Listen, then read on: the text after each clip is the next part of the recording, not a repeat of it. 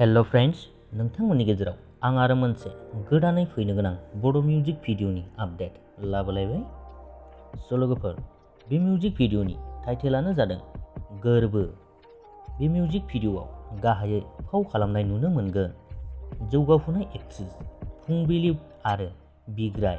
बे मिउजिक भिडिअआवनो मेथाइखौ रोजाबदों फुंबिलि आरो सोमखोर।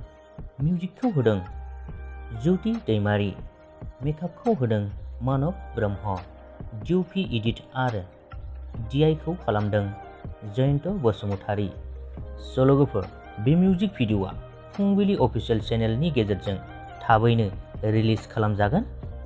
बेनिखायनो बे मिउजिक भिडिअखौ नायनो थाखाय नोंथांमोनहा जुदि आंनि चेनेलखौ दासिमबो साबस्क्राइब खालामाखैब्ला साबस्क्राइब खालामनानै लादो, लोगोसेनो बेल आइकनखौबो अलाव प्रेस खालामनानै लादो, जाहाथे आं बे भिडिअनि आपडेटखौ लाबोफिनोब्ला नोंथांमोनहा सिगांग्रो नटिफिकेसन मोननो हायो। लोगोसे बे मिउजिक भिडिअनि टिजारखौ फुंबिलि अफिसियेल चेनेलाव हगारनाय जाबाय, नोंथांमोनहा नायहैनो हासिगोन।